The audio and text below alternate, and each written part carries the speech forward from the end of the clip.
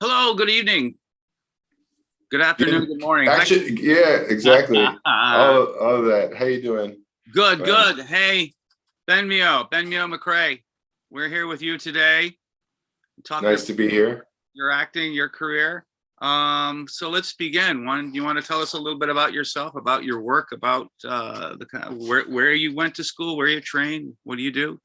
Uh, I'm a native Philadelphian. I grew up in Philadelphia, and I went to the high school, Philadelphia High School for Creative and Performing Arts, and that's when I got my start into this business. It was very much like music and art in New York, very much like the movie Fame, where you have a bunch of talented kids coming from all over the city with different talents coming together. It was a nice big melting pot of talent, and we had a great time. I learned a lot. I was a theater major, or I should say a drama major, but also practically a double major because I was also took a lot of dance in my early days.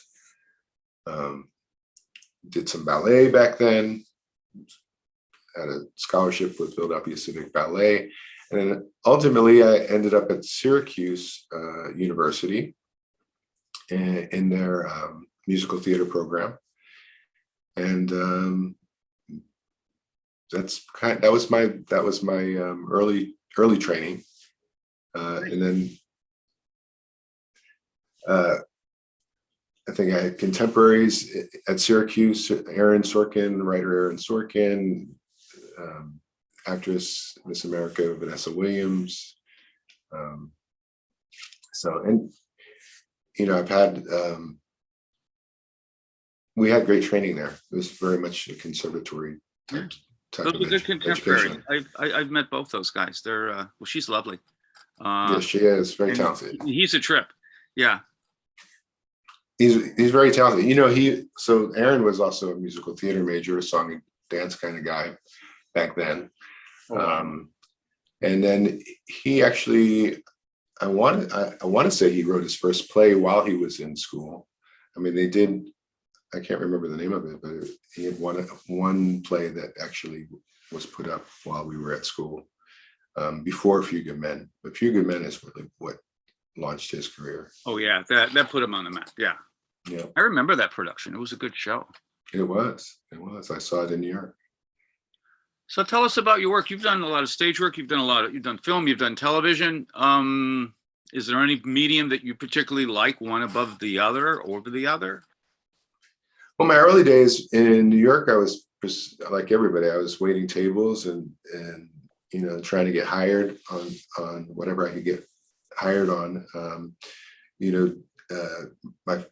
I broke in doing a play, To the Crime, Sam Shepard play at La Mama. That's how I got my equity card, and then kind of bounced around New York,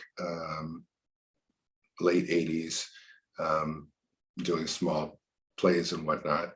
And then ultimately, I started going after film and TV, and I ended up out in LA. So when I first came out, I guess this was probably early 90s, probably. I had been friends with Meshach Taylor. I had done some stand-in and stunt work for him as his double. And when I went out to LA, he kind of showed me the ropes, and he helped me get my first speaking role on Designing Women.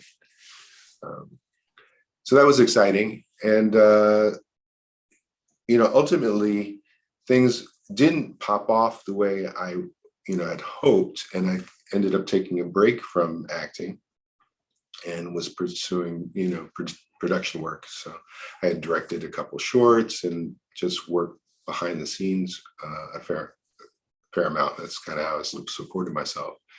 And in the last, I guess, maybe 4 years, starting to kind of go back and audition and get back into it. And last year was just a great year. I would say maybe a bit of a breakthrough year coming back and just having a lot of bookings, which is great. Nice. I got married, and Oh, my wife. congratulations. Thank you so much. And my wife and I are currently in a Cologuard commercial, uh, which is interesting. Which was fun. It was fun doing a project like that with her during COVID. But and colon cancer is uh, um, an issue that I hold kind of close to my heart, because I've had a couple of friends pass colon cancer, including Mishak. Um, so I've done the commercial. I feel like it's was maybe divine intervention that I got to promote colon health. That issue, yeah. So you've done production work and you've direct. We learn a lot, right? When we wear the different hats. You do.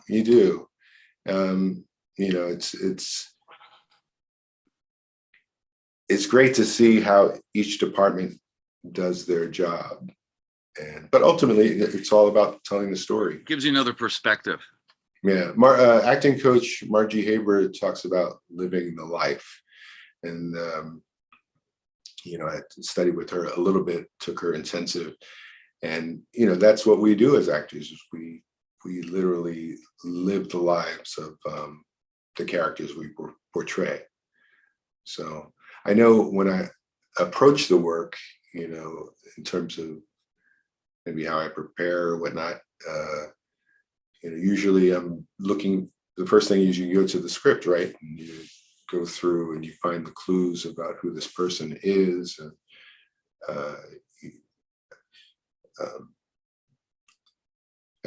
I think you look for what your character has to say about others and what the other characters say about your character. And ultimately you can kind of come to an understanding of, from the text, of who this person is, what their beliefs are.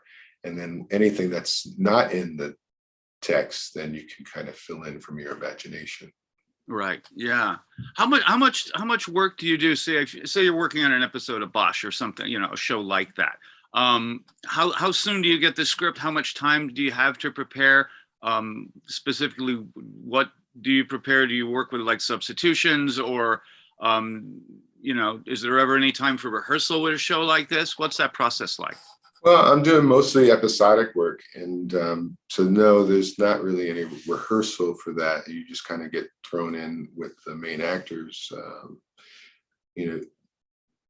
These days, I think typically maybe you get a week or so lead time before you have to be on set. Sometimes it's even quicker. Now you've run into situations where actors are falling out because of COVID, and sometimes they have to make quick substitutions. So I know 911. I think on that booking, I think they did wardrobe and shooting all the same day. So you're taking multiple COVID tests, all in one day, and multiple yeah. COVID tests, right? Yeah. So there's no rehearsal. No. No, you have a blocking rehearsal. Sure. Yeah, just for the camera, but nothing specific with the actors. No, that's your moment to kind of voice whatever it is you want to do, or to try something. Typically, directors will have an idea of how they want to block the scene, mm-hmm. but there is some latitude in terms of how you want to naturally pursue that character's action. Right. So pretty much you're expected to do all your homework and just bring it in and just drop it in there and hope all goes well. You have to be prepared. You want to know your lines cold, because you don't want to be searching for those. No. Yeah, you And definitely don't want to be the one actor on set who doesn't know their lines cold. That's never a good situation. no, it could be very, very stressful. So if you do your preparation and it's in there, then you can kind of just fly, you know, just listen and respond. Okay. That's In the moment, that's right? All of that. that's it. But I trained mostly method. I've had a bunch of different teachers after my undergrad work. In New York, I studied with Michael Howard Studios. Oh, I know Michael. Yeah, well, the new Michael now, past tense, Yeah, unfortunately. Yeah, Michael was great. he was a great teacher. Also studied method with Tony Greco. It's another good teacher. He was Philip Hoffman, Seymour Hoffman's teacher, and has a lot of great students. Sure. And then ultimately it's a mix. Whatever your technique is kind of like a mix of everything you've ever studied, right?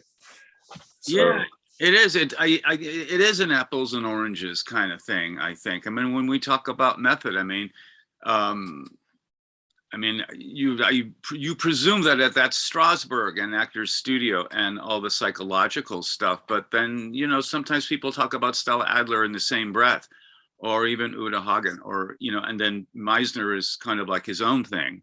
yeah, here in LA, I studied with a teacher named Stephen Book, and he taught improvisation technique, which is totally different. That's kind of coming at it from the physical side, where you're physicalizing emotions. So it's not so much about sense memory; it's more about what's happening in the body.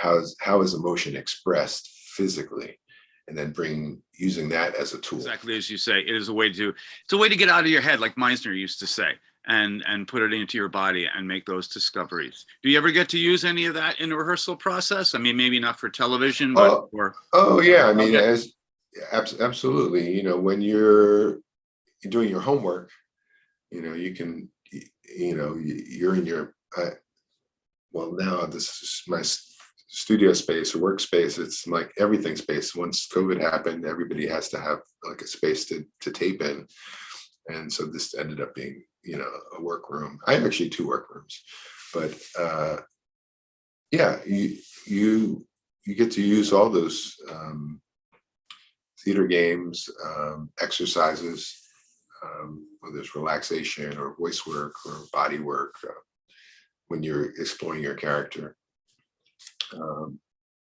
Yeah, I reach back for everything, yeah. and then you want to keep studying. So it's like you never arrive, right?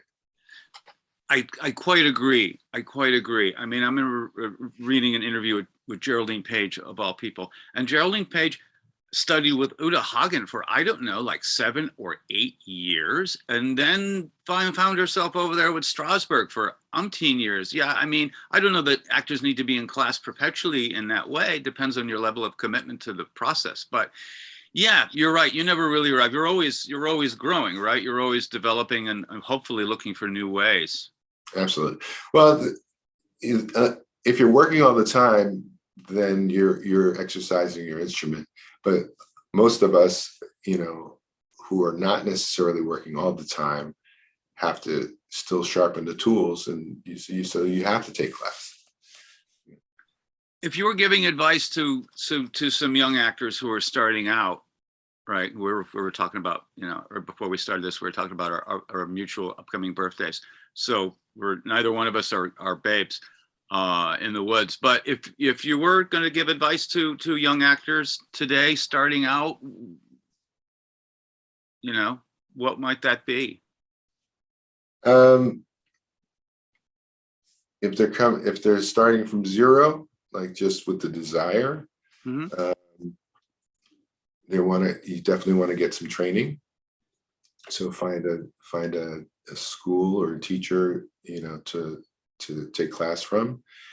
find a mentor, someone who is doing it, that can kind of give you some insight in coaching. I think mentoring is really important. I have an actress that I help, get an agent and mentor, a bit. So it's good to give back and help others along the way. And whenever I meet someone who's just starting out, I try to be as encouraging as I can, but training is key. That's the number one, is you want to be prepared for an opportunity when the opportunity comes. There's a lot to learn. There is a lot to learn. So you have an acting class. You probably want to take an audition class so you get comfortable. You definitely want to take some sort of on-camera class so you can kind of get used to being on camera, knowing how to kind of work the different shots and whatnot. In audition, you have a cold reader. A cold reader is not necessarily is not really acting the scene with you, so you kind of have to bring that life on your own. And then so the biggest thing in a say, and now everybody's self-taping because of COVID. When you're doing your self-tapes, you want to make sure that you're working your frame. And so if you're talking to a character and they're over here and there's another character in the scene, even though it's the same reader who's reading with you, you still have to talk to this person and then come back and talk to that person over there. You know what I mean? So you really have to make the room alive. The person, whoever's watching your tape, has to believe that you're in that situation. So. You're right. No, I mean, camera classes are super important. Acting for the camera is wildly different than stage work, for sure. So, Benmio, what do you have coming up? Projects, TV, film. Where can we catch you? Where can we see you doing your thing? Well, you can find me on my website, benmio.com, and so you can kind of keep up with me there. I have a few projects coming out, Apple, Amazon, and Sony Pictures, that are going to be released this year. That, because of NDA, I can't say anything yet, but hopefully, I think the first one's going to drop maybe around March or April. So just come back to my website and I'll just, or look for other interviews. Okay. And sounds like exciting stuff. Yeah, but 911 I guess is my most recent episodic, and then of course the commercial is running quite a bit now in the Color Garden, so they can see me there. I hope your audience finds some value in some of my history. I'm sure we do. I do. Right. All right. Thank you very much. Great having you on. Great talking to you.